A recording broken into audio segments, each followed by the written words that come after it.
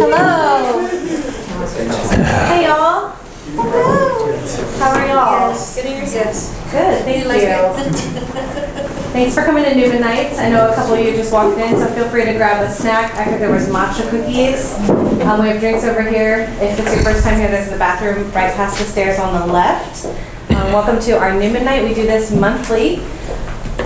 This is only our second Newman Night since our 7 p.m. candlelight mass started, so hopefully after this talk you would join us for our candlelight mass, and then even after that we have dinner for young adults too, so feel free to, I think we're having pizza tonight, right Daniel? So we just want to introduce our speaker and topic. We have Deacon David Freyer, who was actually just ordained this year into the permanent diaconate. And he is also an oncologist, so whenever, I found out that he worked with adolescents and young adults in his work as a medical doctor, I was like, well, great, then you can come. It's a perfect fit. I said, it's a perfect fit. You can help us young adults get rid of the cancer of sin in our lives. So he is kind of somewhere between a lay man and an ordained man, so he's a great person to come work with us and talk about St. Benedict, which he is an oblate of a community of St. Benedict. In what state is it in? Indiana. In Indiana, so I'm sure he'll tell us all about that. So please give us a warm welcome. Oh, Daniel asked me to say, if you are volunteering for the 7 p.m. Mass, to go to the church by 6:15. 6:15 p.m. and I'll try and do like a little wave, like it's time. But if you're volunteering at Mass, to go in at that time. So give a warm welcome for Deacon David. Hi, everybody. Good to see you all. Can you hear me okay, first of all? Yes. All right, good. I tend to have a little bit of a, more of a one-on-one voice than a group voice. So if I start to trail off, just kind of give me some signal. Anyway, it's my pleasure to present this, talk on the enduring spiritual wisdom of St. Benedict. And as Krista said, let me see if I can figure out now how to advance everything here. Oh, I need to go into presenter mode. That would help, wouldn't it? Okay. There we go. I'm going to sneak this over here. I guess there's no reason it needs to stay right there. So the goal of talking about this tonight are just a few things here. One is to introduce you to St. Benedict. Has everybody kind of heard of St. Benedict? Yeah, maybe a little bit. So good. That'll be a good goal here. To acquaint you with the hallmarks of Benedictine life and spirituality, to highlight what I think is the continuing relevance of St. Benedict's wisdom, and you'll find out in a minute just how ancient it is. And then finally to discuss some of the practical aspects of Benedictine living and bringing spirituality into our daily lives. So first of all, just so that you know kind of like who's up here talking with you, my background is that I was raised a Methodist. I grew up around Chicago, Illinois, and I became Catholic when I was in medical school when I was 22. It sort of built off some experiences I had in college, that exposed me to the Catholic faith. I'm a physician in my daily life. I do, as Krista said, take care of patients of kind of all ages, actually, very young infants, children, teenagers, as well as young adults. And then I take care of a lot of people who have been through the cancer treatment experience, and they're what we call long-term survivors, and they are patients who are in their, well into their adult life. I'm also an oblate of St. Benedict. I'll talk with you about that a little bit more. I'm affiliated with an abbey in southern Indiana called St. Meinrad Archabbey. Anybody heard of that by any chance? Probably not. I wouldn't expect so. So I'll talk with you a little bit more about that. And then, as Krista said, I was ordained a deacon for the Archdiocese of Los Angeles just back in June, on June 7th. So, who was this guy, St. Benedict of Nursia? Benedict was born in 480, the year 480, and it was in a town called then Nursia, now it's called Norcio, and that's a province. It was very much a time of social disorganization. Rome actually fell in 476, so it was right before Benedict was born, and that led to a lot of civil upheaval. He withdrew from Rome to a town called Subiaco, which still exists, and he wanted to live the life of a hermit. And he was actually invited to become an abbot of an abbey near there, but the monks rebelled and actually tried to poison him. So he exited that scene and instead moved to a place called Cassino, and then formed something called the Abbey of Monte Cassino, and he wrote something called the Rule of Saint Benedict, which I'm going to talk about in a little bit. And the Rule of Saint Benedict actually is probably the single most important document that gave rise to communal monastic life in the Western Church. And then Benedict died in the year 547. So Benedictine spirituality has been around for a while. The Benedictine family, I wanted to just include a few names here that these are maybe people you've heard of. So at the top is his sister, Saint Scholastica. Anybody heard that name by any chance? Yeah, Saint Scholastica was his sister. Saint Gregory the Great, one of our popes, was a Benedictine. Saint Hildegard of Bingen. This should be like a trivia game. Who knows Saint Hildegard of Bingen? I'm not going to ask you what she did. Yep, she was a German nun who lived in the Rhineland. Very interesting woman. Thomas Merton, he's a Trappist. Anybody heard of Thomas Merton before? Maybe read some of his work. Thomas Keating, another very wise Trappist monk who gave rise to something called centering prayer, that style of prayer called centering prayer. Dorothy Day, how about Dorothy Day? Servant of God, also an oblate of Saint Benedict. And then there are worldwide some 25,000 Benedictine or Benedictine-based monks or nuns. The Trappists are actually Benedictine-based. They follow the rule of Saint Benedict, although they don't kind of call themselves Benedictines per se, but they are in spirit for sure.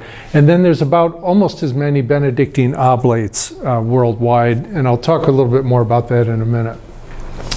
So the 5 things that I wanted to impart on you tonight are 5 things that I think sort of characterize the Benedictine way of life or Benedictine spirituality.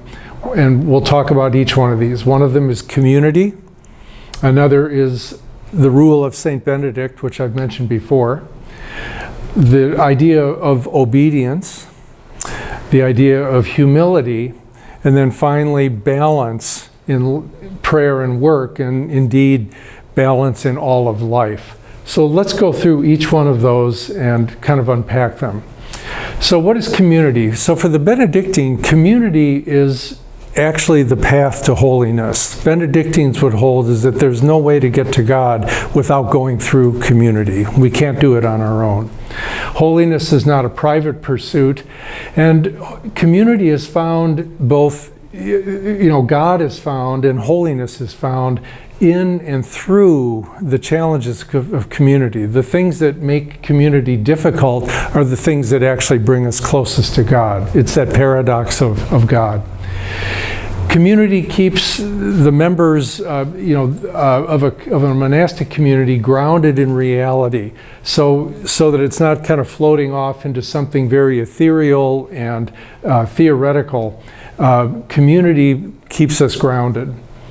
And also community is inherent to human living, and there are many types of community. I'm going to show you a few examples here. So the top one that was already there is the choir at where the monks come to prayer several times a day in a Benedictine community. This next one here looks like a workplace, maybe some of the ones that you maybe work at. Our families and extended families are another type of community. And although this is kind of paradoxical, sometimes community is found in the people who aren't necessarily related to us. They're not people that we see very often, but it's the neighbor in need. Those constitute our community as well. And the idea of community includes this Benedictine notion of hospitality. Hospitality, they have majors in hospitality, right? In college. That's a different kind of hospitality. The hospitality that Benedictines talk about is seeing Christ in the other. It's welcoming the other. It's welcoming the person who's different than ourselves, the person who doesn't have a home, maybe a literal one, maybe a spiritual one. And indeed, the community that we talk about as Christians is the body of Christ. So it's that big, but it's that immediate too, when we interact one-on-one. Okay, the second hallmark, the rule of St. Benedict. I mentioned this a moment ago. So the rule of St. Benedict is the way of life that Benedictine put to paper to give his community something to sort of work from. It's kind of a charter, if you will.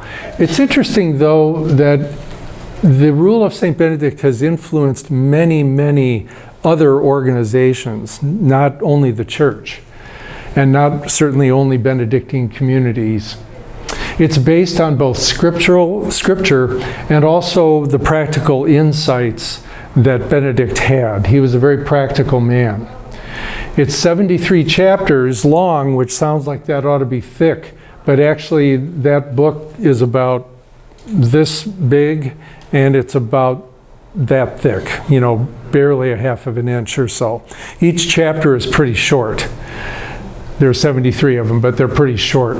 And what the rule of St. Benedict does is it sort of lays out the attitudes that are important for Benedictine living, the dispositions, the idea of community for sure is discussed there. It's very practical about how to arrange communal prayer because, as you may already know, these monastic communities come together several times a day to pray as they live their lives. And that's all laid out. But it also deals with the very practical things like discord. How do you deal with the fact that maybe, you're not getting along with somebody in the community, and that happens. St. Meinrad Archabbey, that I'm affiliated with as an oblate, has 90-some monks, living there. And, you can talk to any one of them, and they will tell you that life with 90 men is not easy. So, it's how do you sort of work through all of that.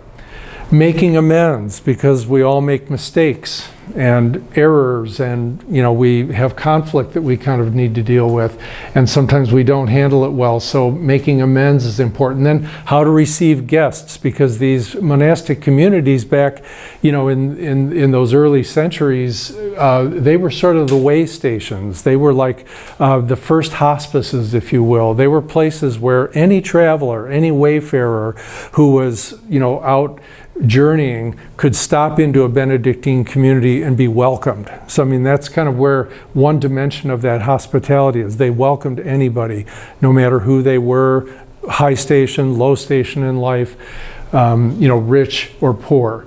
And so they were very notable for that. And the way that the Benedictine monks do it is that they sort of cycle through this by reading about a chapter a day 3 times during the course of the year. If you do the math, actually 73 times 3 is not 365, but that's because some of the chapters are split up. They're a little bit longer, and they're read over maybe a few days. But that's the basic idea: is you work through the rule of St. Benedict 3 times a year.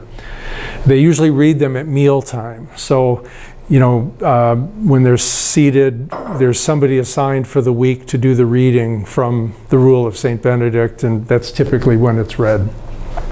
Here's a little quote from it, and I know you can't read it, so I'll read it out loud. This is and I think it gives you a little sense of Benedict's personality. Therefore, we intend to establish a school for God's service. That's the Benedictine life, a school for God's service. Not for perfect people. It's for people who are on the path of life, trying to move toward God. In drawing up its regulations, we hope to set down nothing harsh, nothing burdensome. One thing you'll find about Benedictine life, it is not about austerity for the sake of austerity. They lead simple lives, but there's a difference between simplicity and forced austerity. Benedictine spirituality is about having what you need, but not a lot more than that. Do not be daunted immediately by fear and run away from the road that leads to salvation. It is bound to be narrow at the outset. That's from the prologue of the Rule of St. Benedict. Gives you a little sense of it. This is meant to be very practical. And I should say that Benedict, when he sort of conceived this idea of what came to be Benedictine communities, it was sort of a counterpoint to the harsh asceticism of what we call the Desert Fathers and Mothers. Maybe you've heard of the Desert Fathers and Mothers. They lived extremely difficult lives with very, very little. And not many people could do that, So the Benedict was sort of like spirituality for the rest of us, for the people who, weren't cut out maybe to be a desert father or a desert mother. This was a place where you did it in community and you all helped each other along. Okay, the third thing, obedience.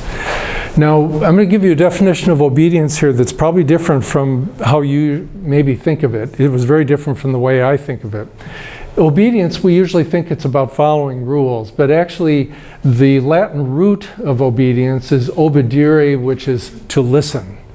So obedience is actually radical listening.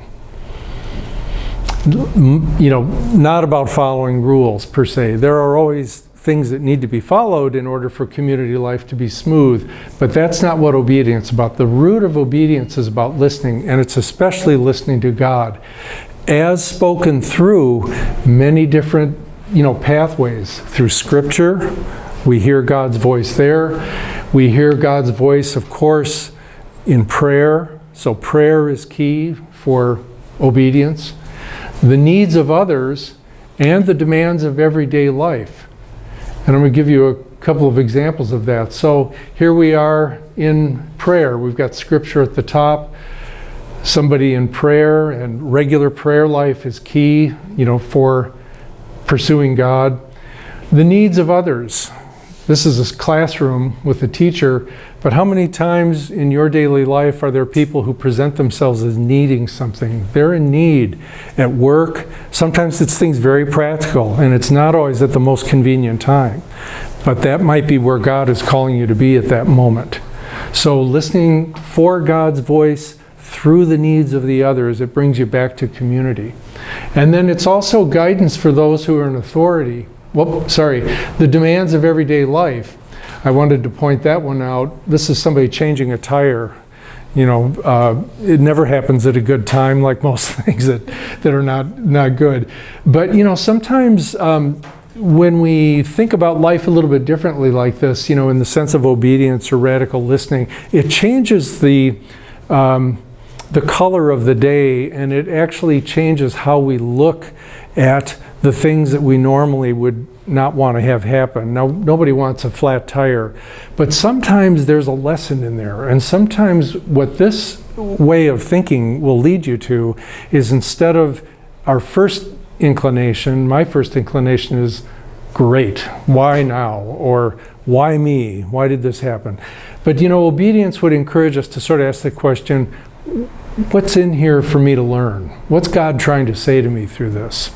And it just checks us, and we kind of look a little bit deeper. And then, of course, radical listening is actually guidance for those in authority.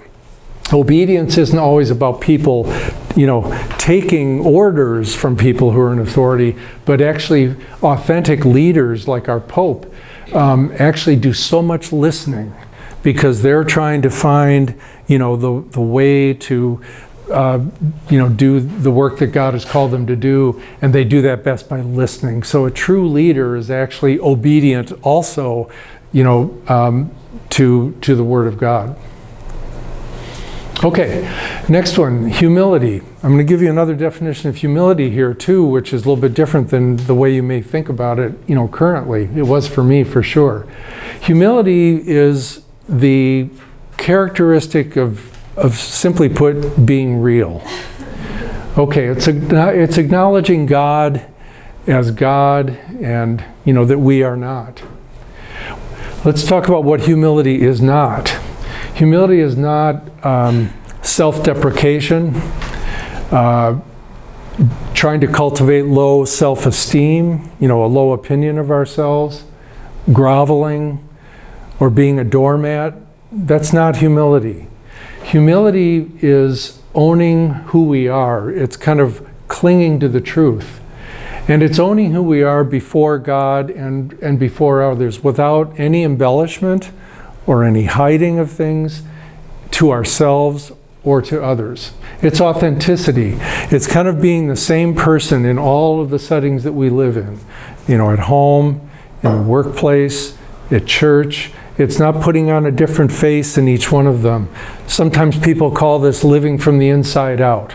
It's living from the core of yourself. And when you live from the core, the part of yourself, the version of yourself that you're going to project, that other people are going to see, it's going to be the same. It might be lived out a little differently in different circumstances, but fundamentally it's the same person.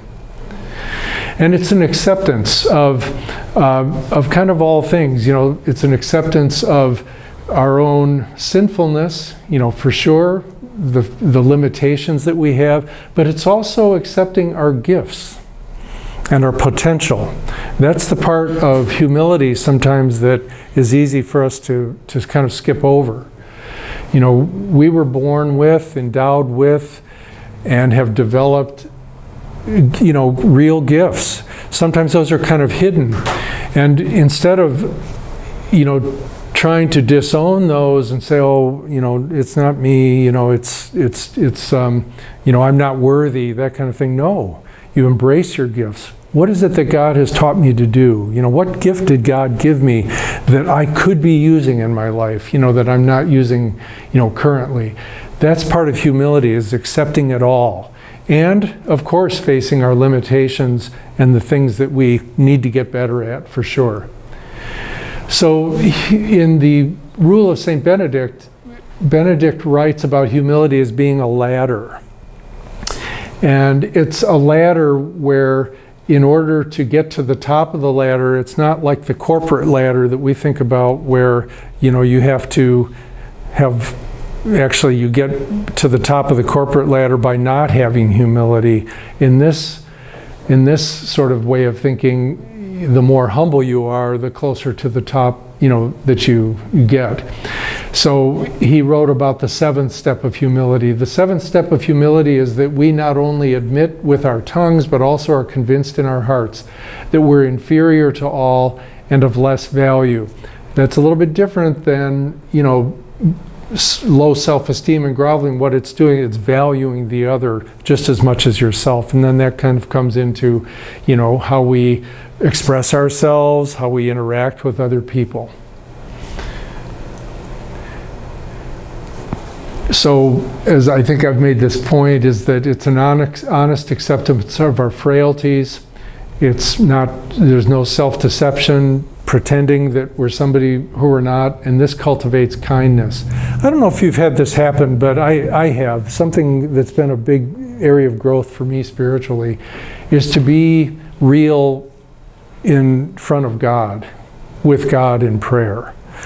I used to sort of feel like, because I didn't know otherwise, that I sort of had to be perfect in order to be able to be in God's presence, and I wouldn't bring those parts of myself to prayer that maybe I wasn't happy with, where I felt like I was still, had a lot of work to do on it or something. And I'd kind of like not really want to bring those to prayer. I'd want to sort of leave them out because, they're less than perfect. And what I have learned through diaconate formation and other sort of ways of learning is that it's actually all of those things. We're closest to God when we are real with God, when we bring those things to God, our weaknesses, the things we're struggling with. You know, we don't have to come to God after we've conquered all the problems. We can and should and must, you know, come to God in the midst of our struggles. That's humility, is saying, this is who I am, Lord, you know, help me out. And then lastly, this area of balance. Now the word balance isn't really up there so much, but what they call it in Latin is ora et labora, that is prayer and work. This is at the core of Benedictine community life. I'll go into it in a little bit more here. Both prayer and work are necessary, and both are sacred. This is key for Benedictine spirituality. You don't push off work in order to pray. Both are sacred, both are channels for the Lord, and that we will find God through prayer and work both. But notice that prayer comes first. It's not work and prayer, it's prayer and work. Prayer is the central aspect of life, but it infuses into the rest of life, which includes work. They need to be properly ordered. So in the Benedictine community life, kind of shown in the top two pictures there, the Liturgy of the Hours, you've probably heard of that. That is sort of the prayer of the church, and it is prayed in monastic communities on a regular basis. Basically, there are variations on it, but about 5 times a day, plus Mass. It's not long, drawn out, painful, exhausting prayer. It's brief periods of coming together, typically 15, 20, 25 minutes at a time, depending on which one it is. So it's breaking up your day regularly at a scheduled time. You drop what you're doing, you leave it, you'll come back to it later, it'll be there, and you go to prayer. That's called, the work of God, so to speak. And the ordering of the day through the Liturgy of the Hours is something that's very characteristic of, of Benedictine life. And then there's personal prayer, Lectio Divina. I'm sure you're familiar with that, with Scripture. And the whole idea here is that it makes prayer into the scaffolding of our life rather than sort of squeezing it in between things. Most of us, including myself, I have been guilty of this, is that, I live a busy life with my work and whatnot, and it's really easy to slide into a pattern of, I got to be at work at such and such time, we've got this, and this, and this, and I guess, try to squeeze, hopefully I can get prayer in there somewhere. This is a little different way of looking at it, and it's trying to, sort of reorder our lives so that rather than prayer being the filler in between the things that we set for ourselves, it's actually the scaffolding, and we kind of reorder it so that our responsibilities, to the best that we can, kind of fit within that, a daily rhythm. Now, work is necessary for both meeting life's needs and also serving Christ and others. And so, there are examples in the first pictures that I had there of some of the kinds of work that the Benedictine monks do. Beekeeping, these are actually pictures from a monastery, farming. Back in the day, in the Middle Ages, this is what the Benedictines did, is that they had, big estates. Their abbeys were, surrounded by farmland, and these large, communities would go out in the fields and work the fields, and they supported themselves, basically. But work also, is something that we do, and ideally when our work not only provides us with a paycheck and allows us to put food on our tables, raise our families and so forth, it also is a way of serving Christ and others, even in ways that might not seem so apparent. Healthcare is an obvious one.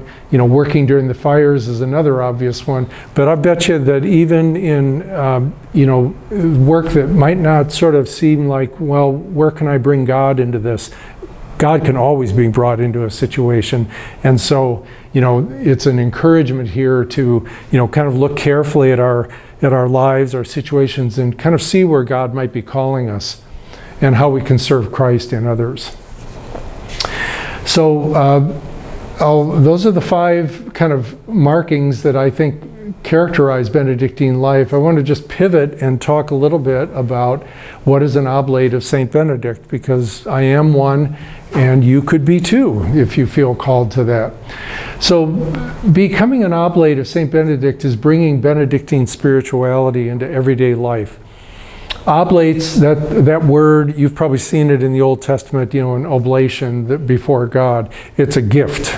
So when you become an oblate of St. Benedict, and there are oblates of other, in other orders as well, or sometimes they call them third orders or secular orders, secular Franciscans, maybe you've heard of those kinds of things.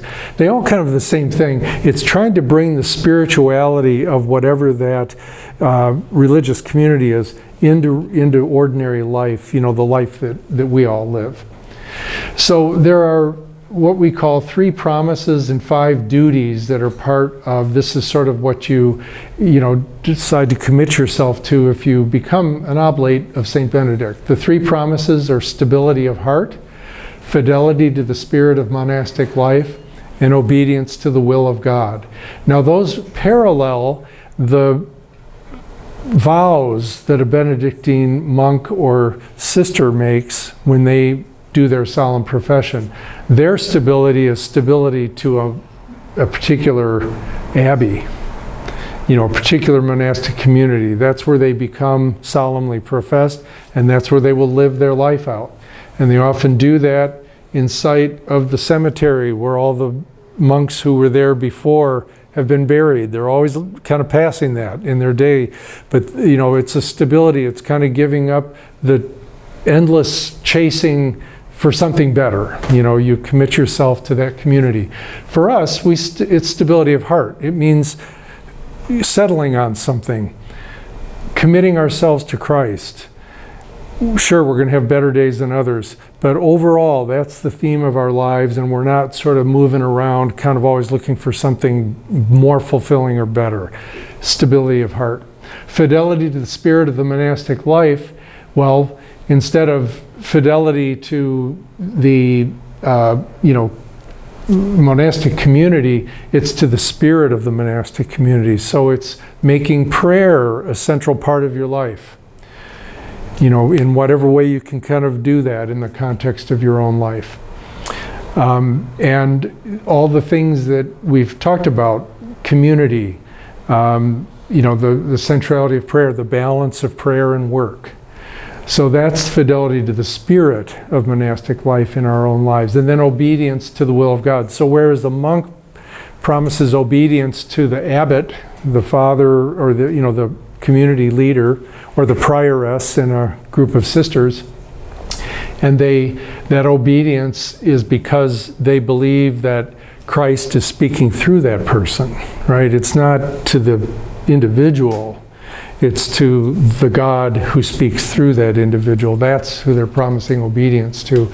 Our obedience is to the will of God. We don't have a prior ahead of us, but it's obedience to the will of God as we can best discern it in daily life. And that gets back to community, listening to the voice of God through others and the needs of others and such. And then the 5 duties, kind of practical ways of living it out as best we can in our daily life is praying the Liturgy of the Hours or some portion of it. Few people can do, in lay life, can do 5 times a day. That doesn't work for most people, but some portions of it, maybe morning prayer and evening prayer, for example, the 2 gate or hinge prayers, as they say. The Rule of St. Benedict, reading a little bit of it each day, just like the monks do. They read a chapter or a portion of a chapter a day. That's something that certainly we can do as well. Just have our trusty copy of the Rule of St. Benedict there and make a regular time for it. During mealtime is a pretty good time, actually. Lectio Divina, doing that, each day. Frequently making use of the sacraments. And then practicing the presence of God, having that daily awareness. You know, this is the thing that you can take everywhere you go, is just an awareness that God is here, even when the tire goes flat, even when the coworker is grating on your nerves, you know, you can't get the deadlines done, and all the rest of it. You know, God is there. God's there through that, all of those things. And so, you know, that is sort of the life of the Oblate of St. Benedict. I can answer more questions about it, but just to sort of bring things to a close. The point of Benedictine life is to live simply, joyfully, and fully. Benedictines kind of believe that we can find God best by living simply. It doesn't mean, you know, does anybody here know what a hair shirt is? Okay. You know, it's a medieval thing where very uncomfortable wool, rough wool shirt, you know, people would wear hair shirts as a form of penance, you know, because it was miserably uncomfortable, and it was a way of doing penance. You know, we don't have to do that exactly. If you're called, great, you know, but most of us, you know, now don't really find it that way, but we can live simply, and that can call us to, you know, knowing God, you know, just in the ordinary circumstances of life. Living joyfully and fully, and you don't have to have a lot of things, you know, to be able to do that, actually. So all of the things that Benedictine life is about, it's less about, you know, the severe penances, the asceticism and all of that. It's about living simply, living in community, looking for God everywhere, being humble, trying to bring all of those things, you know, together is the life of a Benedictine. This is from a wonderful book that I commend to you called The Rule of St. Benedict, A Spirituality for the 21st Century. It's by somebody named Sister Joan Chittister, in case you've heard of her. She's you know, an older woman now, very, very wise, and she's written a lot about the spirit of St. Benedict, wonderful, wonderful insights. This is sort of a version of the Rule of St. Benedict with her commentaries on it, and it really illuminates it for everyday life. So that's the conclusion of my presentation. I thank you for your attention, and I think we do have time for a few questions or comments, things you'd like to share.